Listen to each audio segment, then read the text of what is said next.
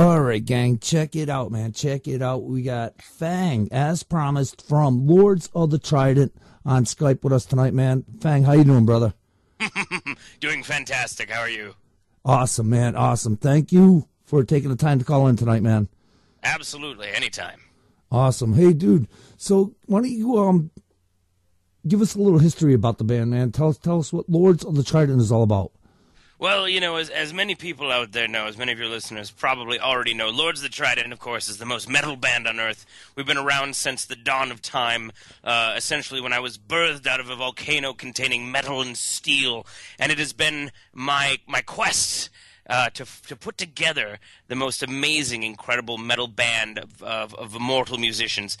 So I scoured the earth for many, many years trying to find, you know, these players who would, you know, be able to stand up and withstand all of the, you know, the amazing metal forces that we were creating together. The whole bio is quite long, and actually, you know, for the people out there who are currently in the universities, in the colleges, a lot of the colleges have noted that it is so long that it actually qualifies for like your English 2 requirement, your Communications B. So if you want to go on our website, lordsofthetrident.com, click on the About section, and we've got a bio there. If you make it through the entire biography, you know, without at least aging 3-4 years, then, you know, you possibly have the credits needed to graduate your English degree. Awesome, man. Awesome. Dude, how did you guys decide on the name Lords of the Trident, man? Oh, you know, we get asked this question a lot, and honestly, I wish I had a better answer. It was when we got the band all together. You know, we said, okay, this is awesome. What are we going to call ourselves? And you know, we threw out names here and there, and inevitably, nobody. You know, there was one person who just didn't like a certain name, or you know, nobody liked it. So you know, we decided the best way to do this would be to have a beer for every name that we didn't like. You know, and eventually we just find a good one.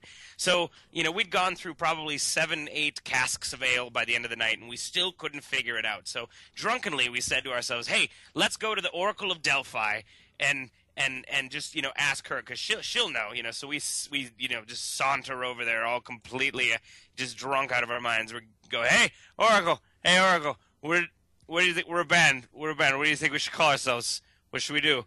And she did her whole, you know, like, "Woo, I'm an oracle," kind of thing, you know. And then she said, "Lords of the Trident unite." And we're like, "Yeah." You know, the next morning we woke up all hungover, and we're like, "Yeah, that sounds great." But after a while, you know, we thought maybe it was a bit too long. People were just calling it, "Oh, you know, I'm going to go see Trident, going to go do a Trident practice," that kind of stuff. So we said, "Hey, let's take out the unite part, and we'll just stay Lords of the Trident." And actually, funny story, this new album that's coming out, originally we were going to entitle it Unite as sort of an homage to those early days, but we decided not to because, yeah, I guess people don't like homages. Awesome, man. Awesome. Dude, how would you describe your sound to people? Oh, well, you know, that's always a hard one.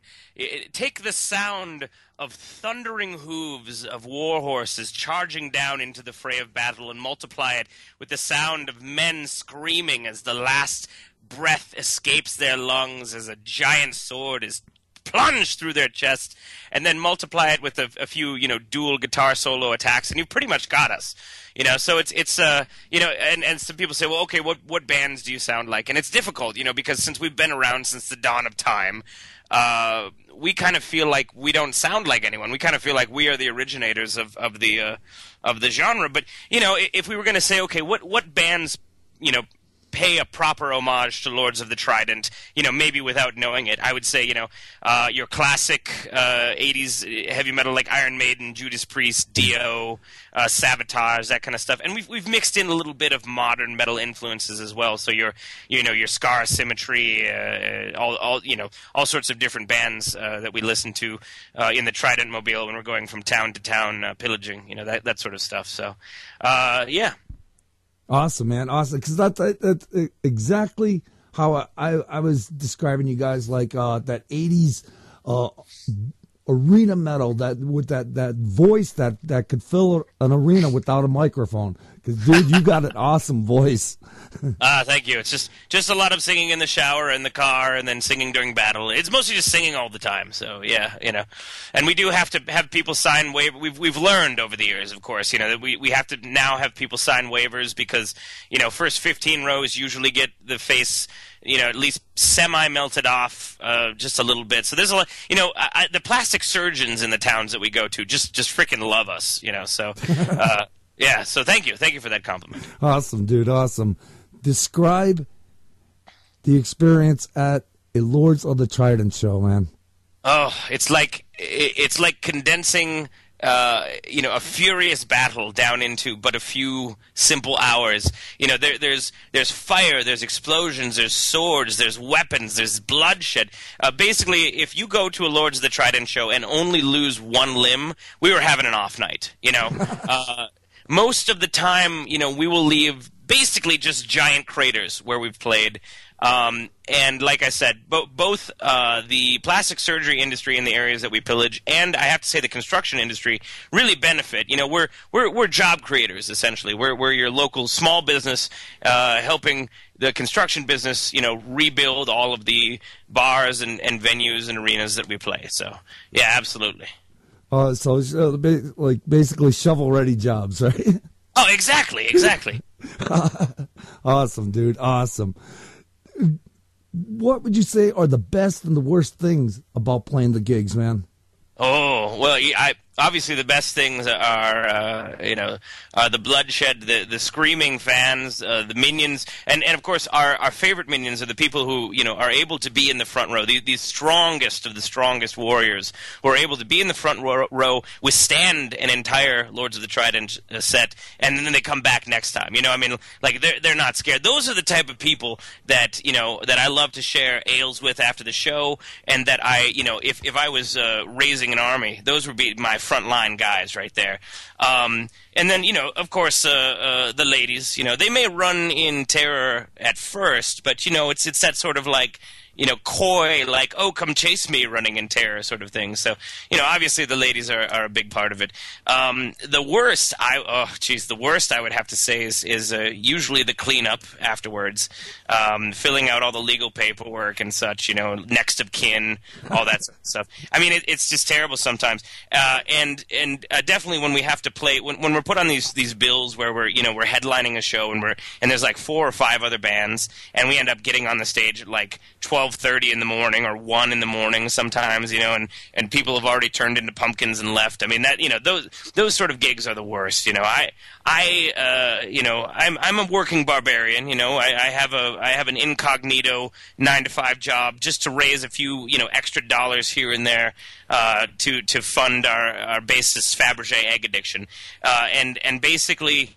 I understand that, when you go out to a show, you don't want to stay out. Most people, at least, don't want to stay out until 3, 4 in the morning, sauntering home. They have things to do the next day. So we try to keep our shows, our bloodshed, reasonable at reasonable hours, So you can go to a show, get your limb hacked off, be back in bed by, 12:31, nothing too crazy.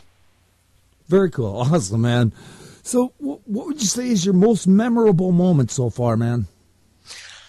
Oh, that is a very, very good question. Honestly, I mean, for me personally, I have a thing for this band called the Proto Men, and we actually got to play a show with them.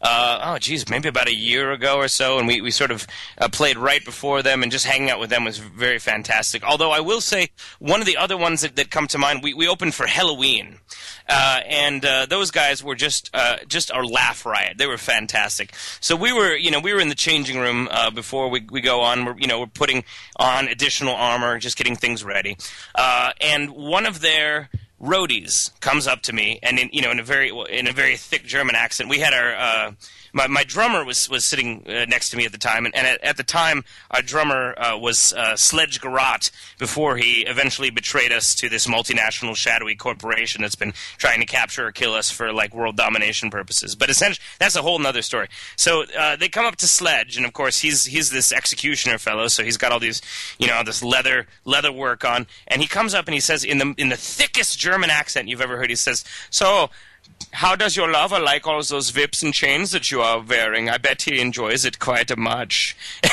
And, oh my God, we were laughing so hard. We had to hold Sledge down from killing the man. I mean, it was just a fantastic night. I mean, really, so afterwards, just hanging out with Halloween, just a fantastic, good time. Awesome, man. Awesome. So now, does Fang have any Spinal Tap moments he'd like to share with us? Well, we just did recently play Shank Hall in Milwaukee, which is actually in the Spinal Tap movie. So I guess that was a Spinal Tap moment for us. Although we knew exactly where the stage was, thankfully. But geez, Spinal Tap moments. I mean, there have definitely been. Oh, okay, I have one. This is a fantastic Spinal Tap moment, really. So we have a 6-foot tall. Giant confetti trident that we bring out on stage, and the confetti shoots out of the trident tips. Well, that's put together by pressurized air, essentially. And so usually, what I'll do, as you would expect, is I'll essentially ride the trident, sort of bumping and grinding on it, in a very sort of phallic motion before the trident goes off. And at one show, I was, doing my regular bump and grind on the Trident, and it just so happened that something had weakened the area of the Trident, that I normally do my little grind thing on. And as I was bumping and grinding on this Trident, ready to, pull the switch and have it go off, it actually exploded in my groin, right in the middle of in the middle of a song I was singing. And I don't know if you've ever had 150 psi of compressed air go directly into your groin. It's not exactly the most comfortable situation I've ever been in, so I had to turn around. This was on stage in front of a bunch of people. Had to turn around and just kind of breathe through it for, maybe 10, 20 seconds. And I swear to God, when I got back on the microphone, my voice was like 3 octaves higher, at least for one, 2 songs. It was fantastic. Oh, my God, that's great. Oh, Jesus. So, Fang, when you're not writing, touring, rehearsing, pillaging, dude, what do you do for a day off, man? Oh, man, we don't get too many days off, but when I do, I used to take... I used to go to barbarian night classes, at the local college because as we were sort of reforming, so, long story short, back in the Middle Ages, we had this terrible PR manager, and we were doing this European tour, 1342 European tour, which the press later dubbed the Black Plague Tour because the PR manager had this idea. He said, okay, we're going to give a free rat with every ticket purchased, and it was the Middle Ages. We had no idea about the whole plague spreading thing. So anyway, that was really, really bad PR. It was a press nightmare. We essentially decided, hey, we're going to take 750 years off and just kind of like chill out for a little bit. So then when we came back, when we're ready to like essentially resurface, everything was computerized. It was all no more vinyl, no more CDs. It was all MP3s. So I had to like dig in and take some barbarian night classes and learn all about the the computers and all that sort of stuff. So I guess if I have a day off, obviously I'm going to spend it, first off, just sharpening all my axes, swords, etc. Just doing the sort of housework that you normally neglect on a day-to-day basis. But, then I think I'd just chill out, play some computer games, that kind of stuff. I really got into the whole computers from the night classes. So, just kind of hang out, play some of those video games, maybe jump in my jacuzzi, fill it with the blood of my enemies and just let the bubbles go. Have one of those sort of romantic nights where you just kind of light the candles and you just sink down into the jacuzzi blood pool. And, just relaxing, essentially. Awesome, dude. Awesome. What advice would you have for warriors just starting out, man? Oh, well, that is a fantastic question, and I got asked that question so much that honestly I started to make blog posts about it. I thought to myself, I need to. I've been getting the same questions over and over and over from brand new bands in terms of how do I book, how do I do this, how do I do that. So I said, it's time for Fang von Rathenstein to give back to the local community. And so I actually started up a blog post with this site called WeLoveMetal.com. If you go to WeLoveMetal.com, there is a monthly a monthly column that I run called Words of Fang, which is essentially a sort of a DIY and bringing your band from the garage to the next level sort of walkthrough for new bands. So I would encourage anyone who wants to do it big like Lords of the Trident to go to welovemetal.com, check out Words of Fang. I think we've been doing it for almost 2.5 years now. So there's something like 35 articles up. So everything from like making your own music video to printing your own shirts to doing ideas for merch to how to book, gig etiquette, all that sort of fun stuff. Awesome, man. Very cool. Very cool. So now, are you guys on a label now? Are you looking for one? Yes, actually, we just recently got signed to a label. It was quite an interesting process, but we are proud to be a member of the Killer Metal Records family out of Germany. And we're just coming out with our fifth album, actually in 2 days, Friday the 13th, so we're very excited for that. And that's going to be carried on Killer Metal Records, and it's going to be distributed all throughout the EU, throughout Europe, and it'll be in record stores and all sorts of fun stuff over there. So yes, we did get signed, and so far, so good. Very cool, very cool. Fang, what would you say is the ultimate goal for Lords of the Trident? Oh, well, obviously I would have to quote Conan the Barbarian here. It is to vanquish my enemies, to see them driven before me, and hear the lamentations of their women. And, of course, to be the most metal band on Earth, to rule the world. Essentially, to take everyone's CD collection and have them voluntarily just burn it in a giant pit in their backyard, leaving only the Lords of the Trident CDs in the collection. Because, obviously, that's the only true music out there, the only true definition of metal. So, to conquer the world and have everyone essentially serve at our footsteps. Awesome, man. You have any upcoming shows you want to tell us about? Well, the big one is coming up in 2 days. Friday the 13th, we have our CD release party here in Madison, Wisconsin. That's where we currently live. We have a cavernous region of the Earth, about 13 miles beneath the Earth's crust. It's in an area called the Mohorovic discontinuity. For those out there who are not geology nerds. So we've moved here because easier on the earthquakes when we break the strings and stuff like that. And just Wisconsin's got a lot of really fantastic beer and cheese, so it was sort of a nice draw for us here, to have the ales when you need them. But anyway, we have that big show coming up, and then we have we've got a show in Milwaukee. We've got a few shows sort of regionally that we're setting up. We're going to be opening up for some bands that people may have heard of. Psycho Stick, we're going to be on their tour. We're going to be opening up for P-Lander Z's tour, and from there we're just going to see where the wind takes us. Wherever the pillaging wind calls, we shall follow. Awesome, man. Awesome. So tell us where the listeners can find Lords of the Trident and the CD, man. Where can we get them?